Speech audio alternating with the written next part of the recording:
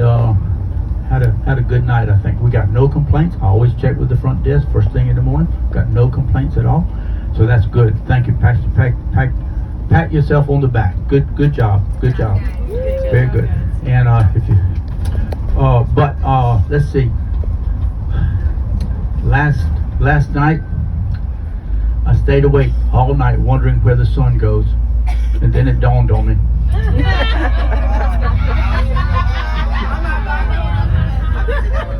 That's a good one. That's one of my favorites. Okay, I want to share some information. We're headed to Arlington National Cemetery, and I really want to have your attention, girls and boys and everyone else. If you're not interested, that's okay, but be quiet so other people can hear. That's all that I ask. We're headed to Arlington National Cemetery. It is a cemetery, okay? It's and we want you to be on your best behavior and be respectful. This is a place that thousands of our fellow country people who have made great sacrifices and provided great services to our country. These are the people, when you walk around there, look, they're the ones who have allowed you to have the opportunities that you have today, either through their service or their sacrifices. And there's no greater call. Many of them gave their lives so that you could have the opportunity you have today. So we want to be reverent. It is an active cemetery.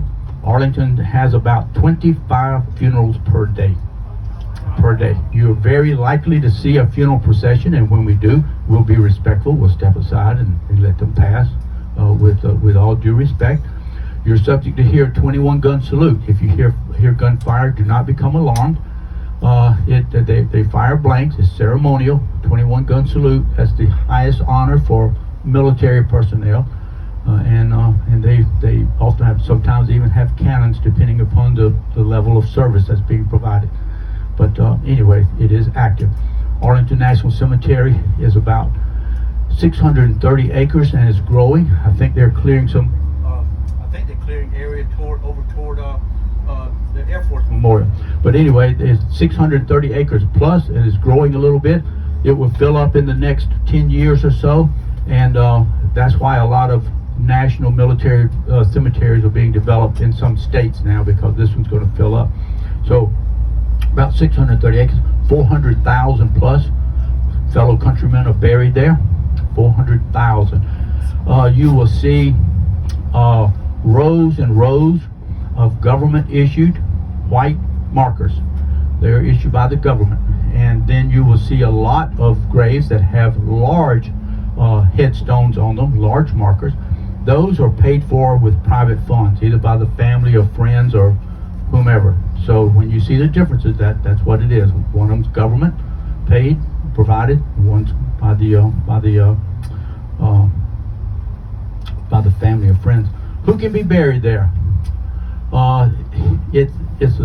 In a nutshell, it's retired military, decorated military can be buried there. There are some exceptions. National politicians who served in the military can be buried there. For example, you'll see the grave of Edward Kennedy. He served in the Army, but he was also a senator from Massachusetts forever, and so he's buried there. But it's because of his national service as a senator, and then plus he had served in the military as well. Supreme Court justices can be buried there. We'll walk right by the Supreme Court justice section.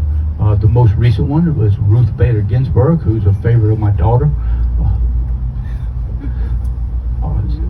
And they actually have a temporary walkway. She's so popular, there's a temporary walkway going to her headstone. Also in the Supreme Court Justice section is Thurgood Marshall. Thurgood Marshall was the first African American Supreme Court Justice, born in Baltimore, Maryland. He was a civil rights activist and fought diligently for civil rights and for the lesser privileged people. He argued something like 31 cases before the United States Supreme Court. 31 cases. Most lawyers never see the Supreme Court. He argued 31. He won 27 of them. What was the big one he won? Brown versus Board of Education. It says, hey, everybody goes to the same schools. You don't have black schools, white schools, or other schools. Everybody goes to the same school, same opportunity.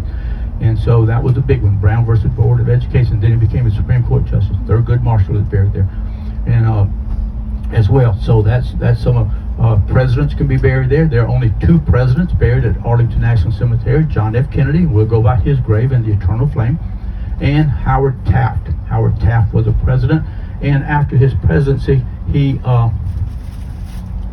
yelled to see the Air Force coming in, okay? And then he became Chief Justice of the Supreme Court. I guess that's, I'm sorry.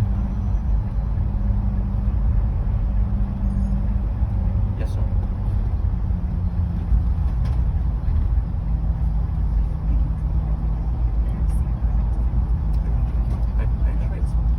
Yeah, I got you back. I got you back, but I got you. Hey, I'll pay for it, but I want your money.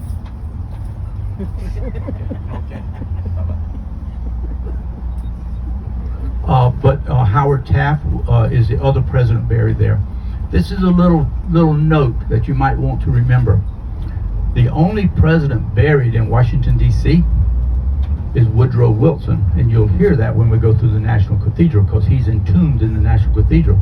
Also Helen Keller, and they're not buried together, but they're in the same National Cathedral. He's the only president buried in Washington, D.C. The others are, Taft and Kennedy are in Arlington. Arlington's in the state of Virginia. Okay, so anyway, so those are, and give you an example about who could be buried there. My father-in-law was buried there. He served 31 years in the Marine Corps, did a tour in Korea, 3 tours in Vietnam, and so he's buried there. My brother is eligible to be buried there because he's a decorated combat veteran. I served in the Army for 3 years, but I'm not eligible to be buried there. I just went and did my tour of duty and came home, but you know, that was it. So there's a difference. Retiree, buried, decorated veteran, could be buried, he won't be. And then myself, my dad served in World War II in the Navy for the duration of the war, but he still wasn't eligible to be buried there. He wasn't decorated. So you see the difference there? And then there are some exceptions sometimes that are made. Joe Louis, tell you this story. How far are we away? Probably 12 miles. Okay, Joe Louis, one of my favorite stories. Joe Louis, African-American brown bomber in the 30s or 40s or so. Boom, he was a knockout. But anyway, so it was during the height of Adolf Hitler and his white supremacists. He had a favorite boxer named Max Schmeling. And Max Schmeling, he was boasted as a champion of the world. Nobody could beat Max Schmeling. Especially not this black guy. Joe Louis, what's that? Brown bomber? Never could beat. Joe Louis beat him.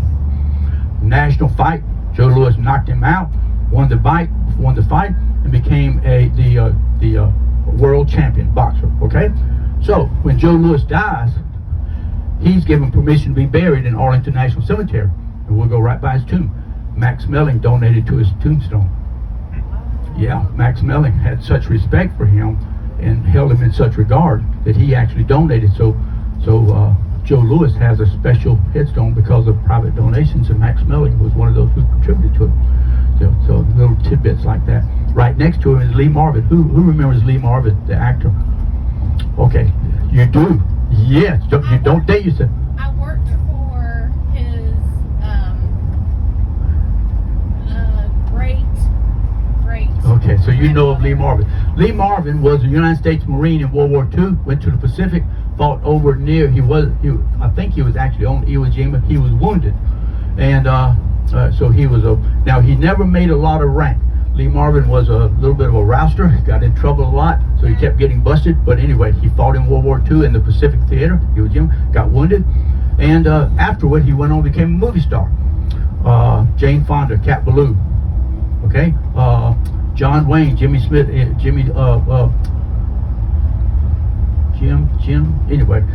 with The Man Who Shot Liberty Valance. He played Liberty Valance. Clint Eastwood, Paint Your Wagon, if you can imagine Clint Eastwood singing. And then he starred in the movie The Dirty Dozen with Charles Bronson and Jim Brown and Donald Sutherland and those, and he was the major there in there. Went on and became a movie star. Really popular movie star, but that was during my days. Anyway, he's buried right beside Joe Louis, but Lee Marvin has a plain white government marker, and all that it says on there is Lee Marvin, United States Marine, private, World War II, Purple Heart. So, out of all his accomplishments afterward, being a movie star, didn't matter to him. What was most important to him was he was a Marine. So, those are the kind of stories that you'll hear. I'll tell you some others when we get close by there. But anyway, those are some people who can be buried there.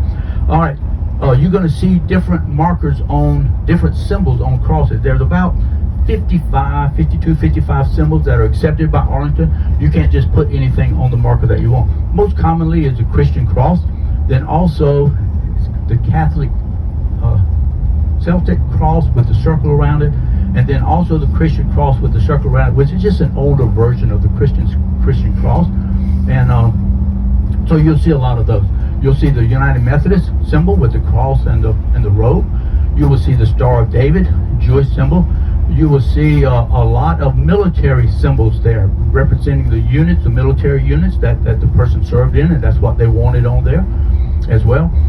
There are some graves that have the atheist symbol over in section 56, I think, is a colonel buried there, had the atheist symbol on his marker. Also, the hammer of Thor. Thor's hammer is on some of them as well. He was a defender of the lesser people, defender of gods and mortals, and all this stuff. So some shows the Thor's hammer on their grave. But there's accepted ones. You'll see a lot of markers with names on both sides. Obviously, the entitled person's name and information is on one side of it. On the other side are dependents who could be buried with them. So if you could be buried there, you could have dependents. Some of them have wives buried with them, and some have their wives and children. Some have children buried with them there as well. So you'll see names on both sides of the markers as well as we go there. Let's see. I think I've covered. Oh, we'll talk about it. But behind the Tomb of the Unknown is a tall mast. That's the USS Maine. We'll talk about that later. How did it become a cemetery?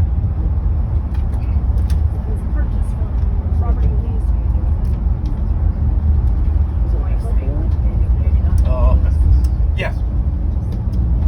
So, how did it become a cemetery? That was the home of Robert E. Lee. The house on the top is called Arlington. Like Mount Vernon and Monticello, he had a name for his house called Arlington. It actually belonged to his wife. She inherited it from the Washington family that she was a descendant of. So anyway, so he lived there, Robert E. Lee. So the Civil War starts. Robert E. Lee says, President Lincoln offers Robert E. Lee command of all Union forces. And he says, I just can't fight against Virginia. Now, today we would think that would be absurd. But at that time, remember, the federal government was relatively new. A lot of people were still suspicious of the federal government. They felt more comfortable with their communities and with the people close to them. And Robert E. Lee says, I can't fight against my state of Virginia. And so he instead joins the Confederacy. Well, his house is sitting right there within eyesight of Washington, D.C. He can't stay there. Union Army will come up there and arrest him for treason or being a traitor. So he has to leave Arlington. So Robert E. Lee leaves Arlington, his huge plantation. And after he left, a year or so later, taxes come due. And he gets a tax notice, like we all do sometimes. And he says, hey, federal government, I'm going to send somebody to pay the taxes. They said, Bobby, we want you to come pay the taxes. He says, I think this is a trick. They said, probably is, but you're going to come pay the taxes. And so he says, I'm not going. They said, that's okay. We need a cemetery. So they seized the property from him. It actually became an encampment for Union forces, and the property became, Arlington became the property of the federal government, and then they started using it as a cemetery. In 1863, the very first person buried there was William Chrisman. William Chrisman, the Union soldier, buried not far from Arlington House, died of the measles. In the Civil War, a lot of the casualties were from diseases and things, not necessarily from combat. So that's how it became a cemetery. Now, years later, his family, after Robert E. Lee had passed, they sued the United States for the property, and the United States said, they ruled in their favor. Said, yeah, it was wrong what they did to you, so we'll give it back to you. And the family says, we don't want a cemetery. Pay us $150,000 for Arlington. $150,000. Of course, that was what, 100 years or so ago, or 150 years ago. So anyway, so it ended up being Arlington National Cemetery. and that's what you'll see. Yes, sir. Got a question? Yes, sir. Okay, I'm sorry, I can't hear you. How much would that be today? I don't know, but probably several $1 million today. Probably several $1 million. But it is extremely valuable. So anyway, so that's how it became a cemetery. And now, and also we'll go by the tomb of the unknown soldier, and we'll watch the changing of the guard.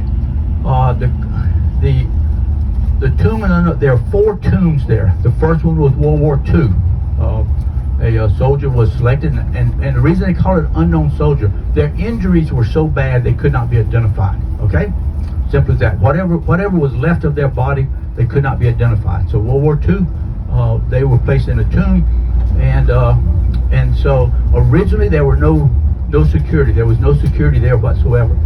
So then. But what happened were people were visiting Arlington and using it as a picnic site, not realizing, what it really represents. Hey guys, are you okay back there? What's going on? Are y'all okay? Have we got a lover's quarrel going on? Do we need do we have a good divorce lawyer on both?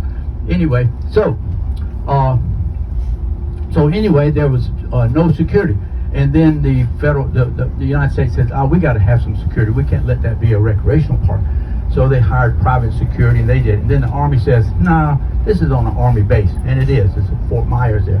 Says this is a military installation. We're going to protect it. So the 3rd Army, the old guard, the 3rd Army was actually the 1st Army, but that's the government for you. So the 3rd Army, with old guard, they began protecting it. How much time we got? It says 8:47 arrival. Are we coming up on Air Force Memorial, or are we going to miss it? Yeah, we'll go by. Yell at me when we get close, okay? So anyway, so they started protecting it, and they marched, they walked the mat, as they call, 24/7, 365, since I think about 1937, something like that. They've been walking that mat. They've had occasions when there was hurricanes in the area, and they were given permission to be relieved, and they refused. It's such an honor to them to protect that tomb. And when you see the changing of the guard, that's not for your benefit. They don't walk the mat for our benefit. They walk the mat for those unknown soldiers. So the first one was World War II. Second one was first one was World War I. The second one was World War II in Korea at the same time. So they had 3 soldiers there, unknown soldiers. One from World War II, and then Korea. Then Vietnam comes along, and they had a 4th one. Well, by this time, we had the ability to do DNA testing. So the 4th one was buried from Vietnam, unknown soldier, obviously, injury so bad they couldn't identify him. But through DNA, they were able to identify him. His name was Michael Blassie. He was an Air Force pilot who was shot down over Vietnam in 1972. Michael Blassie. Once he was identified, his family says, we would like to take him. Home. So he was exhumed and taken home to St. Louis. That's where he's buried now, Michael Blassie. He's also on the Vietnam Wall, as well. So anyway, so there were 4 at one time. Now there's 3. There'll probably never be any more, simply because of DNA testing there as well. So the guards, the honor guards, they walk the mat. They take 21 steps exactly. Why do they take 21 steps? Remember the 21 gun salute? Well, that's the highest honor that they can give. They take 21 steps. They'll pause for 21 seconds, and the rifle will always be shifted between the tomb and the audience. It'll always be on their outside shoulder you'll see that they carry, and that is symbolic that they are protecting the tomb of the unknowns from whomever might be there. And we will see the changing of the guard. Very, very impressive. There were obviously men for most years, but now there are quite a few women guards who walk it. So let's see. I got a couple of notes here. I think I've got most of it covered. Anyone have a quick question or anything before we get there? I can't emphasize enough, guys. This is a cemetery. Even like tonight, we're going to be around Memorial. Where does the word memorial come from? comes from memory of. That means somebody's dead, somebody's passed on, and we are showing our respect for them. And so you will see some people cutting up and acting silly.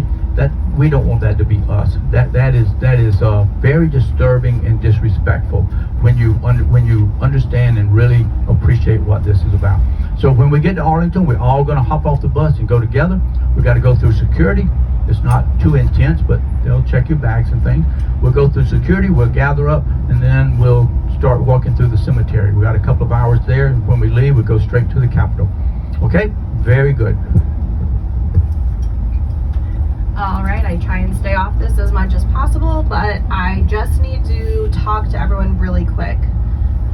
Yesterday we were able to split up because of food situations. Some people brought food, some didn't. We didn't want to make your whole group have to eat the same lunch. We were in a very small shopping center. I sat in the middle so I could see everything, make sure y'all were good. Last night we had both exits to the arcade covered to make sure y'all stayed safe, give you a little more flexibility. But we are now in DC. It is imperative that you stay as a whole group the entire Air time. Force in front. You cannot. Oh, here. Okay, yep. Right here, immediately on the left, you see the three spires going up into the sky. That is the Air Force Memorial. It is symbolic of three jets taking off and rising high in the sky, higher and higher, and as they get high, they separate. You'll get another view of it, but that is the United States Air Force Memorial. And you see how it looks like jets taking off, and as they get high. It's 270 feet tall. The metal is stainless steel and is filled with concrete. Air Force Memorial. Immediately on the left, coming up here, is the United States Pentagon. Right here on the left, you'll see it, the Pentagon. And over to the left, toward the back, is where the airliner hit it on 9/11. And the Pentagon Memorial is immediately to the left. You see the trees and the concrete area there. That's ground level. That is the Pentagon Memorial. They have benches there. They have a bench for every person who died, and the benches facing toward the Pentagon, with the names facing toward the Pentagon, were the ones coming in on the flight, and the ones with the names facing away from the Pentagon were the ones in the Pentagon watching the flight come in, or as the flight came in.